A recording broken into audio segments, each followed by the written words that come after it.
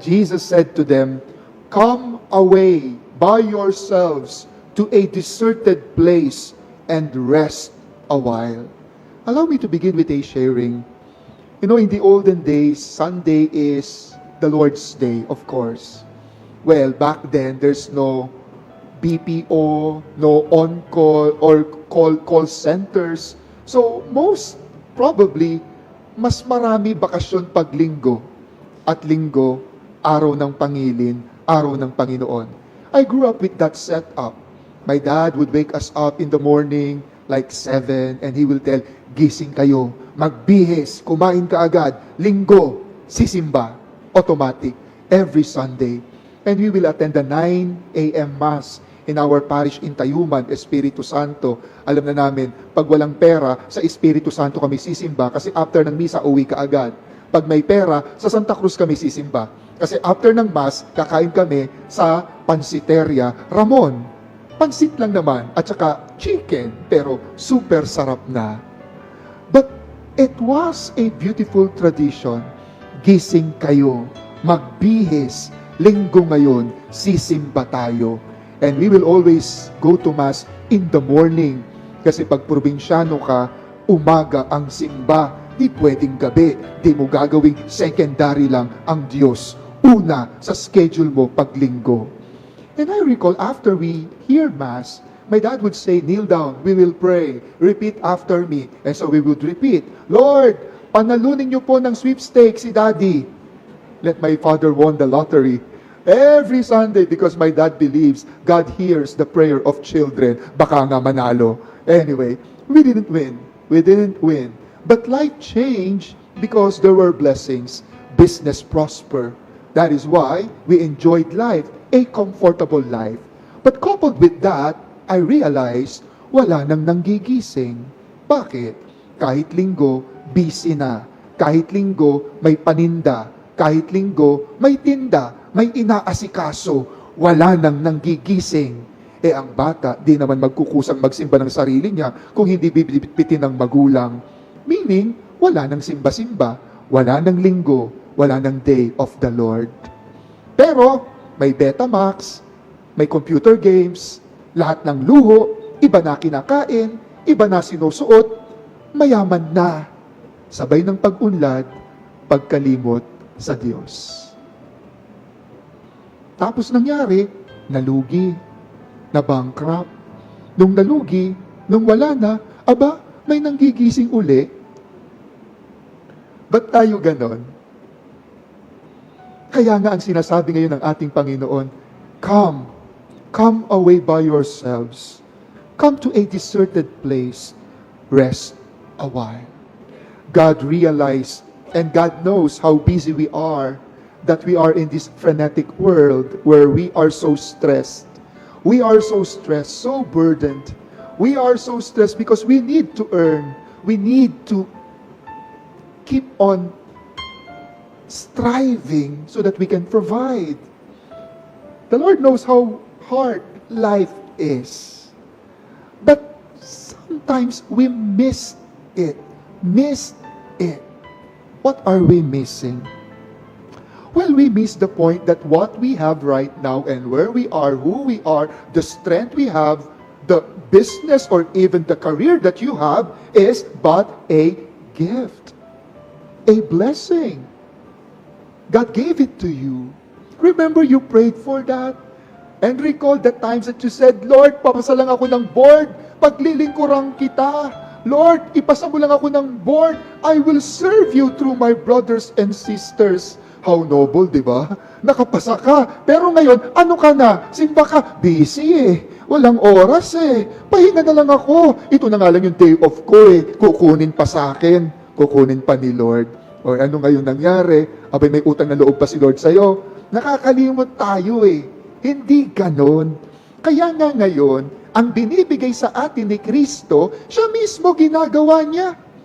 Because after a busy day, we will not hear then Jesus slept the whole night because he was so tired and dead tired. He slept snoring. Never.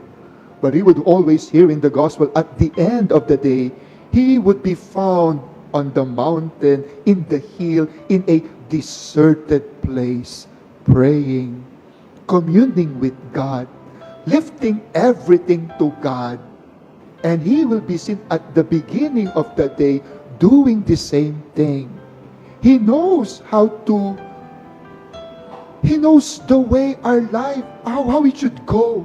And that everything is grace. And that we have to go back to God, beginning and end, because we acknowledge everything comes from Him.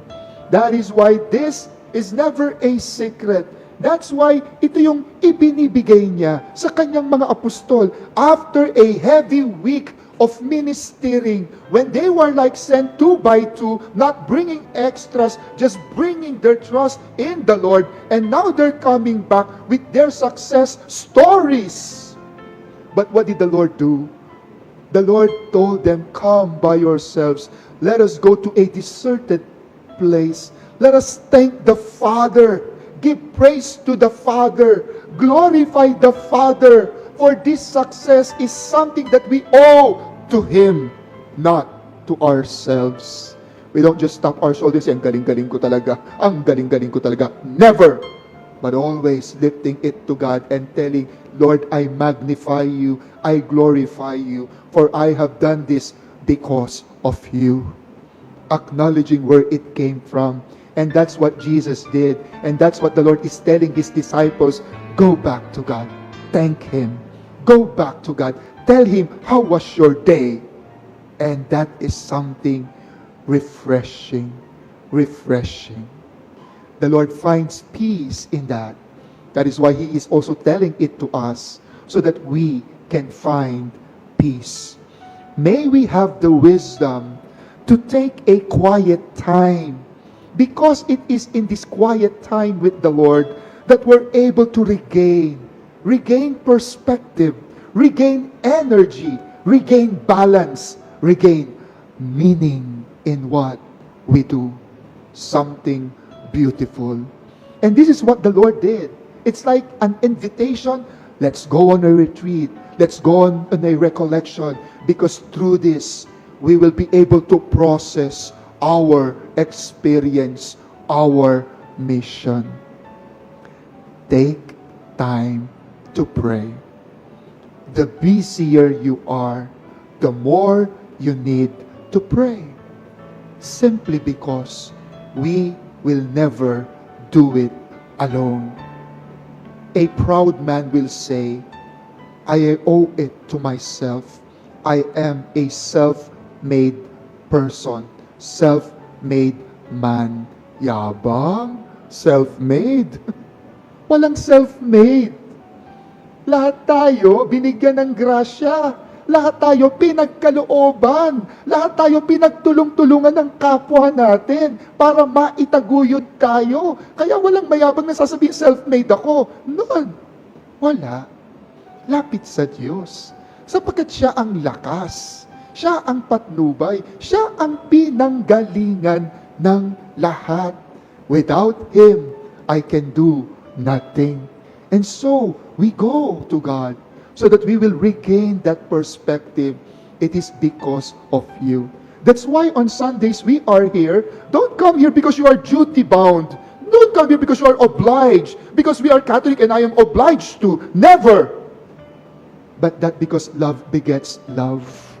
I felt so much love. And I felt so much blessing. And I cannot pay God. I cannot repay God. So what do?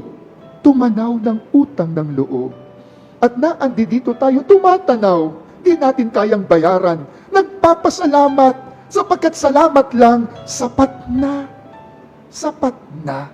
Yung pagparito natin ay napakagandang pagpapakita kung gaano tayo nagpapasalamat sa Diyos. Kaya't maging silbi itong motibasyon upang tayo ay palagi magsimba. Kayong mga bata na naandi dito, siguro some of you napilitan because you'd rather do your computer games and gadgets and things. But learn as early as now. You are here because God loves you. You are here because God is blessing you. Yes. Our prayer adds nothing to God. Wala namang mapapala ang Diyos kahit magdadapa-dapa tayo dito eh. Wala. Pero sinong nakikinabang? Tayo. Tayo. Sapagkat pinababanal tayo, pinabubuti tayo, pinababait tayo, pinagpapala tayo. So, they went on a boat so that they could go to the place where they will have that debriefing or retreat or recollection. But the journey is short. And when they reached there were many people who were waiting for them. And they could not do the retreat because many were looking for Jesus. What is my point? Did they not accomplish the retreat or the recollection? They did. The moment they are with the Lord, in the boat, with the Lord, no matter how short the distance is, it was quality time with the Lord. What am I saying? I don't oblige you to do 30-day, 3-day, 5-day retreat because it is luxury, I know. But that given a day, you can spend quality time with the Lord. When you will commit a minute or so for the Lord, that is the deserted place the Bible is talking about. Your moment with the Lord. Commit yourself to commune with Him in prayer and make it a necessity of your life. Just like your cell phone, you can't do without it, correct? Just like your cell phone, the beginning and the last of your day, your cell phone. And hopefully we will change that. That the beginning and end of our day is not worldly things, but eternal things, God. And that what will close my eyes is my sign of the cross, thanking the Lord for all that has been. And what will open my eyes is not the flash of that gadget, but the enlightenment coming from God when we say, thank you, Lord, for another day. When we will commit and say, I won't give any worldly things priority in my life, but that I belong to God. I surrender myself to God. A matter of commitment, a matter of knowing who is my priority. And it should be God. Little seconds, few minutes, but quality time with the Lord. It is the deserted place. And may we find peace. Because when we commune, when we reflect, when we do that in front of our Lord, we are making what? An examination of life, and thereby glorifying Him. Heed the call of Jesus. I know you're busy, you're tired, but all the more you will be tired if you are disconnected to the source of order, joy, and peace. We want that. And so, we have to go back, connect, be at peace with God. Amen.